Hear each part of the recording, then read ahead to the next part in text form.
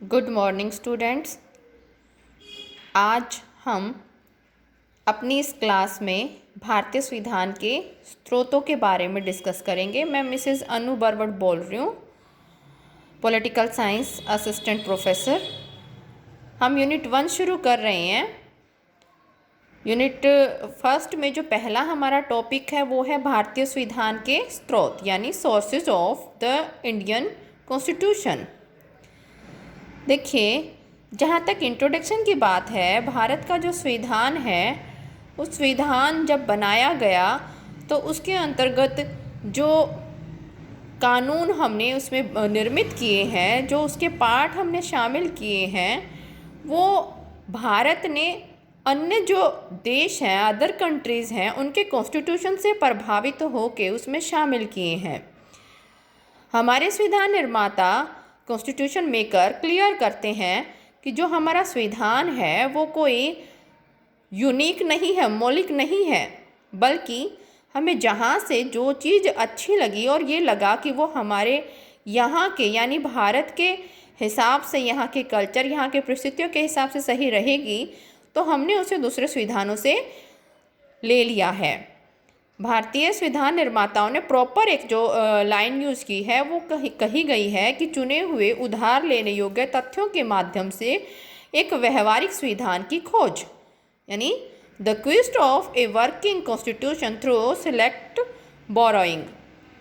उन्होंने ये स्पष्ट किया है कि हम किसी भी तरह की अच्छी चीज़ को ग्रहण करने से क्यों संकोच करें। हालांकि भारतीय संविधान निर्माता ये बात क्लियर करते हैं कि हम अंधा अनुकरण नहीं कर रहे हैं, यानी बिना सोचे समझे हम चीज़ें नहीं ले रहे हैं, बल्कि हमारा ये कॉन्शियस अडॉप्शन है। हम अडॉप्ट तो कर रहे हैं, पर कॉन्शियस है हम इस चीज़ को लेके कि हम जो अडॉप्ट कर रहे हैं क्या वो सही है या नहीं है, हमारी परिस्थितियों के हिसाब से है या नहीं है। डॉक्टर MP वर्मा कहते हैं, हमारे संविधान निर्माताओं ने कभी भी दावा नहीं किया कि वे कोई मौलिक संविधान बनाएंगे, वे तो व्यवहारिक संविधान बनाना चाहते थे। अब बात आती है भारतीय संविधान का निर्माण। देखिए, भारतीय संविधान के निर्माण की जहाँ तक बात है तो हम इसमें इंट्रोडक्शन में क्या लिखेंगे कि जो भारत का संविधान है वो कैसा है, लिखित है, रिटन में है। आप लोगों ने ये एक बुक के रूप में देखा भी होगा लाइब्रेरी में, नॉर्मली स्कूल में, कॉलेजेस में इसकी एक कॉपी हमें देखने को मिलती है। तो जहाँ तक भारतीय संविधान की बात, इंडियन कॉन्स्टिट्यूशन है, वो क्या है, एक संविधान सभा द्वारा निर्मित किया गया है। अब संविधान सभा द्वारा निर्मित किया गया तो संविधान सभा क्या होती है, कॉन्स्टिट्यूशनल असेंबली क्या होती है।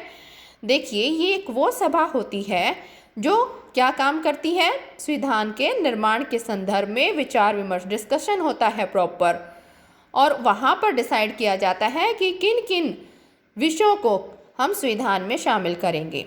एक डेफिनेशन है आपके लिए एनसाइक्लोपीडिया ऑफ सोशल साइंसेज के अकॉर्डिंग, संविधान सभा एक ऐसी प्रतिनिधि संस्था होती है जिसे नवीन संविधान पर विचार करने और अपनाने या वर्तमान संविधान में महत्वपूर्ण परिवर्तन करने के लिए निर्वाचित किया जाएगा। मतलब संविधान सभा क्या करती है, कॉन्स्टिट्यूशनल असेंबली क्या करती है कि ये जो होती है वो असेंबली होती है जो कि इलेक्टेड होती है। इलेक्शन के जो ढंग है वो अलग अलग हो सकते हैं, ठीक है, पर जहाँ तक भारत की कॉन्स्टिट्यूशनल असेंबली की बात है तो ये इलेक्टेड हुई थी, इसका अपना एक प्रोसेस था। तो ये चुनी गई थी और चुन के फिर ये हैं अपने पद पर आए थे और वहाँ से इन्होंने संविधान के निर्माण का आरंभ किया था। अब संविधान सभा की हम बात कर रहे हैं तो क्या संविधान सभा एकदम निर्मित हो गई थी? आप सभी जानते हैं हम 1947 से पहले गुलाम थे, तो ऐसे में संविधान सभा का निर्माण करना ही अपने आप में एक लंबा प्रोसेस है और अंग्रेज़ों से इस बात को मनवाने में हमें काफ़ी समय भी लगा था। देखिए, महात्मा गांधी जी संदर्भ में कहते हैं कि स्वराज अंग्रेज़ों का मुफ्त उपहार नहीं होगा, यह भारतवर्ष की पूर्ण अभिव्यक्ति होगी। यह ठीक है कि इसकी अभिव्यक्ति संसद के कानून द्वारा होगी, परंतु वह भारतीयों की घोषित इच्छा का शिष्टाचार के नाते अनुमोदन मात्र होगी। मतलब क्या है इस डेफिनेशन का कि महात्मा गांधी जी कहते हैं, आप सभी जानते होंगे, वो स्वतंत्रता आंदोलन के एक महान नेता थे और उनके नेतृत्व में भारत ने स्वतंत्रता आंदोलन किया, जिसमें कि हमें सफलता मिली और हम 1947 को आज़ाद हुए। महात्मा गांधी जी का स्पष्ट कहना था कि अगर हम आज़ाद हो जाए और हमारा अपना संविधान नहीं हुआ तो उस आज़ादी का कोई मतलब नहीं होगा। इसीलिए सबसे पहले हमें क्या चाहिए, हमें अपना संविधान निर्मित करना होगा। संविधान, विधान, कानून निर्मित करना होगा। कौन सा कानून? जिसके बेस पे हमारा देश संचालित होगा। अगर बिना कानून के हम आज़ाद हो भी गए तो होगा क्या कि देश संचालित नहीं हो पाएगा, विकास नहीं कर पाएगा और ख़त्म हो जाएगा। आपस में अंतर्द्वेष होंगे कि हम किसको फॉलो करें, किन किन नियमों के हिसाब से कार्य करें। नियम ही नहीं है तो कार्य किस आधार पर होंगे। इसलिए गांधी जी ने स्पष्ट किया था कि हमें स्वराज के साथ साथ अपने कानून भी चाहिए हैं, जो कौन बनाएगा? हमारे संविधान सभा बनाएगी। अब बात करें कि संविधान सभा की जो मांग है सबसे पहले कैसे उठी, तो देखिए, होम रूल आंदोलन के जो प्रमुख नेता थे श्रीमती एनी बेसेंट, उन्होंने भारत के लोगों के लिए संविधान सभा की जो मांग है वो रखी थी नेताओं के सामने, भारत के नेताओं के सामने। यहाँ से 1924 में पंडित मोतीलाल नेहरू कौन थे? पंडित जवाहरलाल नेहरू के पिता। उन्होंने क्या किया था? केंद्रीय विधानसभा में इस मांग को रखा था। यहाँ तक आप सभी बच्चे समझ गए होंगे कि भारतीय संविधान सभा किस तरह से वास्तव में अस्तित्व में आई, हमारे सामने आई। अब हम ये देखते हैं कि जो भारतीय संविधान सभा है उसकी मांग को क्या एकदम स्वीकार कर लिया गया? नहीं। अंग्रेजों ने क्या किया कि इसके परिणाम स्वरूप 1927 में साइमन कमीशन को भारत में भेजा। साइमन कमीशन आप लोगों ने सुना होगा ना, एक नारा उठा था, साइमन गो बैक, साइमन वापिस जाओ। क्योंकि ये जो कमीशन था इसमें सभी अंग्रेज थे और ये क्या देखने के लिए आए थे कि क्या भारतीय इतने काबिल हैं कि वो अपने लिए संविधान बना पाएंगे। इसके विरोध में एक महत्वपूर्ण घटना हुई थी, शायद आप लोगों ने पढ़ा भी हो इसके बारे में पहले। लाला लाजपत राय, मेरे हिसाब से आप सभी उनके बारे में जानते होंगे। एक गरम दल के नेता थे जिन्होंने कि विरोध किया था, और जब वो विरोध कर रहे थे तो उनके सिर पर लाठियां बरसाई गई थी अंग्रेजों के द्वारा, जिसकी वजह से उनकी मृत्यु हो गई थी। पर मृत्यु होने से पहले उन्होंने एक वक्तव्य दिया था।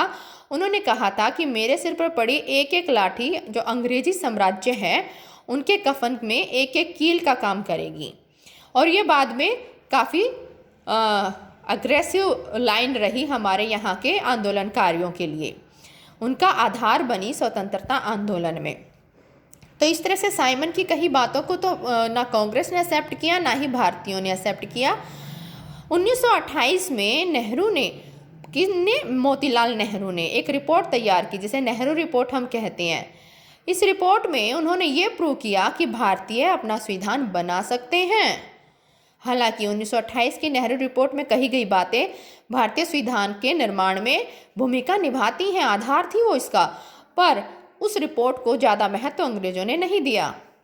इसके बाद औपचारिक रूप से संविधान सभा के डिमांड की बात हम करें तो हम ये पाते हैं कि एम.एन. रॉय, उन्होंने इस विचार को लोकप्रिय बनाया, भारत में इसको लोकप्रिय बनाया, और पंडित जवाहरलाल नेहरू ने इस विचार को आगे कांग्रेस की विभिन्न जो मीटिंग हुई उनमें आगे बढ़ाया।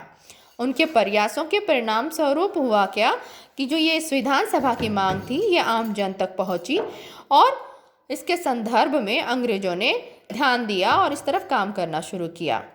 28 दिसंबर 1936 को फैजपुर अधिवेशन जब हुआ तो वहाँ पर कांग्रेस ने अपने एक प्रस्ताव में इस डिमांड को रखा और ये बात रखी कि भारत वास्तविक रूप से तभी स्वतंत्र हो सकता है, लोकतंत्र बन सकता है जब उसके पास अपना संविधान होगा। तो इसके लिए ये निर्धारित किया गया कि संविधान सभा किस तरह की हो, वयस्क मताधिकार के आधार पर उसका निर्वाचन हो और एक ऐसी संविधान सभा बने जो कि भारत के संविधान के निर्माण में अहम भूमिका निभाए। अब हुआ क्या कि जब हम इस तरह की डिमांड रख रहे थे तो 1939 में दूसरा विश्व युद्ध, सेकेंड वर्ल्ड वार शुरू हो गया। अब सेकेंड वर्ल्ड वार शुरू हो गया और अंग्रेजों को भारत से मदद चाहिए थी क्योंकि हमारे पास मानवीय संसाधन काफ़ी थे और इसका लाभ लेके अंग्रेज चाहते थे कि वो सेकेंड वर्ल्ड वार जीतें। तो भारत के तत्कालीन जो गवर्नर जनरल थे उन्होंने जर्मनी के विरुद्ध युद्ध की घोषणा कर दी और कांग्रेस विधानमंडल ने ब्रिटिश सरकार से भारत के भविष्य की नीति के बारे में स्पष्टीकरण मांगा। हालांकि उन्होंने यहाँ क्लियर नहीं किया कि हम यहाँ से सैनिकों को भेजेंगे नहीं भेजेंगे, पर उन्होंने उस समय ये बात क्लियर किए बिना ही यहाँ से भारतीय सैनिकों को भेज दिया, जिसका कांग्रेस ने बड़ा विरोध किया।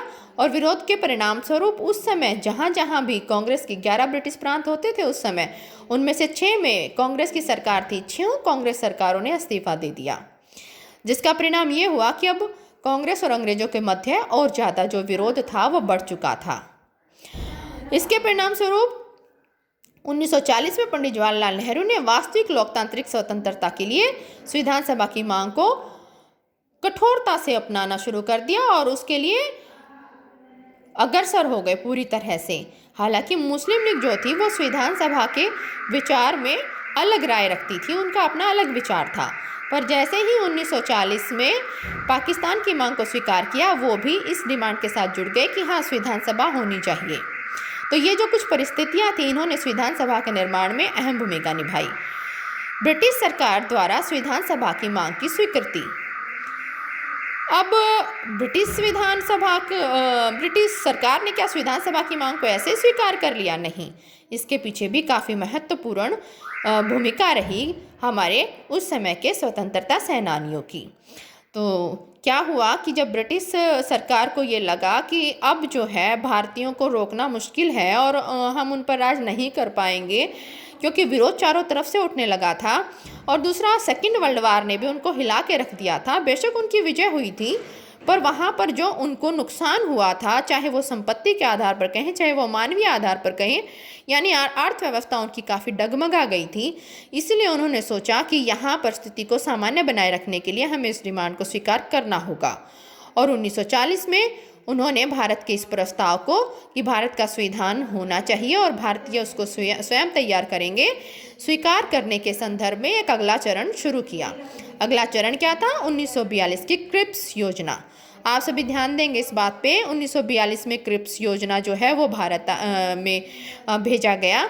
इसमें हुआ क्या था कि इसमें ये निर्धारित किया गया कि भारत में एक निर्वाचित संविधान सभा होगी। हालांकि उनकी ये बात तो हमें पसंद आई, पर इसके अलावा जो क्रिप्स मिशन में और अन्य बातें इसके साथ जोड़ी गई थी उसको कांग्रेस ने स्वीकार कर दिया, क्योंकि वो भारतीयों के हित में नहीं थी।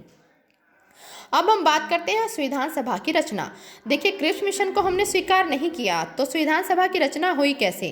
संविधान सभा की रचना जो हुई है वो मंत्रिमंडल मिशन योजना के तहत हुई है, जो 1946 में भारत में आया। क्रिप्स योजना में जो कमियां रह गई थी उसको दूर करके अंग्रेजों ने, या कहें ब्रिटिश संसद ने, मंत्रिमंडल मिशन योजना को भारत भेजा, जिसके तहत हुआ क्या कि डिसाइड किया गया कि 292 ब्रिटिश प्रांत थे उस समय 11, जिनमें से कितने प्रतिनिधि आएंगे? 292, 292, और 93 देसी रियासतों से, और 4 चीफ कमिश्नरी क्षेत्रों से प्रतिनिधि चुने जाएंगे। अब इसमें क्या किया इन्होंने कि सांप्रदायिक चुनाव प्रणाली को अपनाया, जिसमें उन्होंने 3 जो धर्म थे उनके आधार पर सांप्रदायिकता को अपनाया। पहला था साधारण, जिसमें हिंदू, पारसी, एंग्लो इंडियन और भारतीय ईसाई। दूसरे थे मुस्लिम और तीसरे थे सिख, जो कि केवल पंजाब में। तो सांप्रदायिक आधार पर चुनाव को करवाया गया, जिसमें कि 296 सदस्य प्रांतों से जो है लिए गए, और इसके अलावा जो बाकी बचे उनको कहाँ से लिया गया? देसी रियासतों से। देसी रियासतें जैसा हम सभी जानते हैं 11 ब्रिटिश प्रांतों के अलावा उस समय भारत में देसी रियासतें थीं।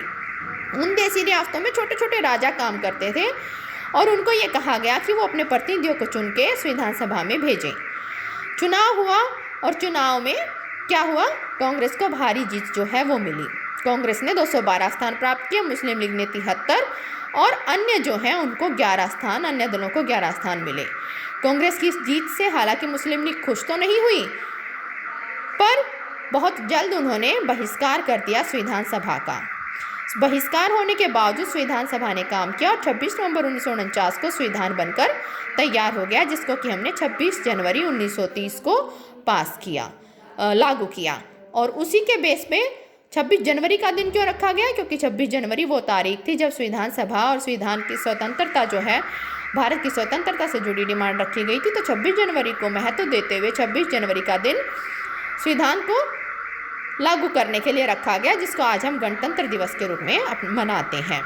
संविधान सभा में प्रमुख जो नेता थे उनमें डॉक्टर राजेंद्र प्रसाद, जवाहरलाल नेहरू, मौलाना आज़ाद, डॉक्टर BR अम्बेडकर रहे, जिन्होंने कि संविधान निर्माण में अहम भूमिका निभाई।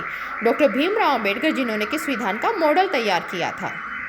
ठीक है, तो इस प्रकार क्या है, हमारे संविधान सभा की रचना हुई। आज इतना ही करते हैं, हम नेक्स्ट लेक्चर में आगे डिस्कस करेंगे। आप सभी यहाँ तक अच्छे से पढ़ेंगे।